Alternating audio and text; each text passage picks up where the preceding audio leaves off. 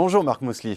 Bonjour Thibault. Vous êtes consultant indépendant, vous êtes chercheur en prospective et vous venez de publier avec Michel Godet, qu'on salue, Le bonheur par le travail, 17 histoires de longévité heureuse aux éditions Odile Jacob, 17 histoires de retraités qui trouvent leur bonheur en continuant à travailler. Alors, première question d'abord, parmi ces 17 histoires, est-ce qu'il y en a une qui vous a particulièrement marqué et pourquoi ?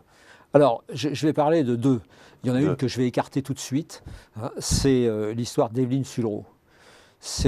Hélas, elle est morte 10 jours avant que le bouquin ne sorte, hein. Mais je suis allé l'interviewer dans son petit appartement du boulevard Saint-Michel. Elle avait 91 ans à ce moment-là. J'ai été complètement ébloui, je suis tombé à ses pieds, quoi. C'est une femme, une grande dame, d'une rigueur extraordinaire. Bon, alors, ce serait trop long de parler d'elle, hein, et puis bon, le public de Xerfi est plutôt intéressé par les entreprises.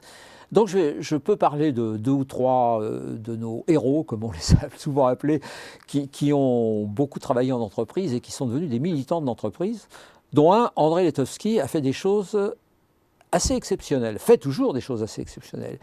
Il a eu un parcours d'aide aux entreprises, hein, dans des chambres des métiers, etc. Et il a terminé sa carrière comme directeur des études à l'agence pour la création d'entreprises. Hein.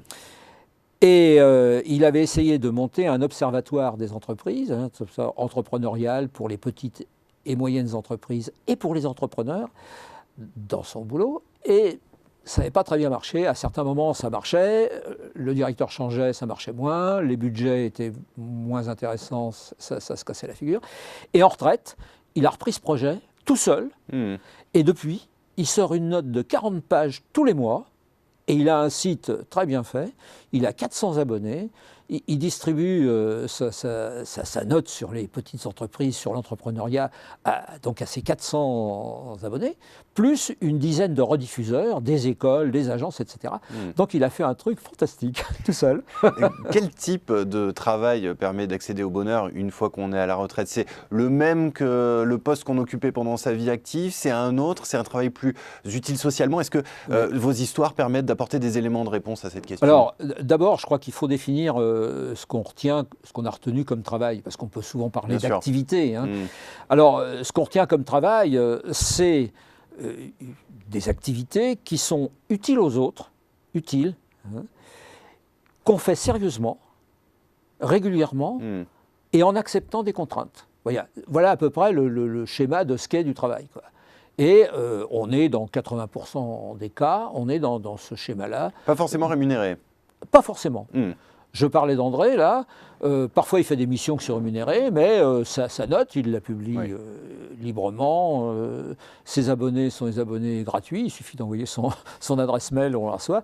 Voilà. C'est très varié. Alors d'autres, par exemple, ceux qui ont continué à beaucoup travailler, mais dans la même veine, des gens comme Alain Touraine, il a publié beaucoup de bouquins, c'est tout. Hein. Il les publie beaucoup plus librement, il n'a plus de contraintes administratives à l'EHESS, etc. Bon, mais il continue ce qu'il faisait avant, bien sûr. Hein. Marc Mosley, qu'avez-vous envie de dire aux personnes qui ont exercé un métier pénible et qui ont envie de profiter de leur retraite tout simplement pour aller à la pêche? Qu'ils ont le droit. Ils ont le droit. Ils ont le droit. Oui. Ce qui est important, c'est qu'ils ne courent pas le risque, au bout de 7 ou 8 ans de pêche, de se dire mais qu'est-ce que je fous là, quoi. La pêche c'est bien, il n'y a pas que ça dans la vie, quoi. Avant j'allais à la pêche, mais je faisais autre chose à côté. Vous voyez, c'est surtout ça, hein, rester actif le plus longtemps possible. Hein. Et les activités ludiques c'est parfait, mais ça ne suffit pas toujours, quoi. Et que dire, que répondre à l'argument selon lequel il y aurait une part d'égoïsme à vouloir prolonger sa vie professionnelle parce que tout simplement ce comportement ne laisserait pas la place aux jeunes? Alors, on est parti dans ce bouquin sans a priori. Hein. On a pris des gens qu'on connaissait ou qui nous ont été recommandés par des copains, etc.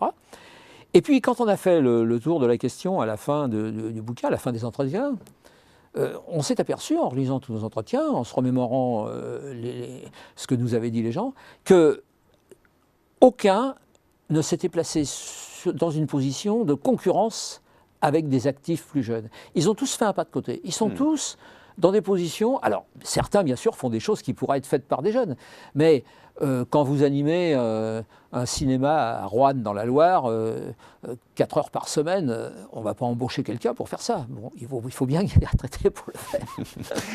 Merci Marc Mousselis, vous me permettrez de terminer cet entretien avec cette citation de Blaise Pascal: tout le malheur des hommes vient d'une seule chose, qui est de ne pas savoir demeurer en repos dans une chambre. Merci beaucoup. Je vous ai dit qu'on avait mis une citation de Blaise Pascal aussi. Et nous, la citation, c'est « Tous les hommes recherchent d'être heureux.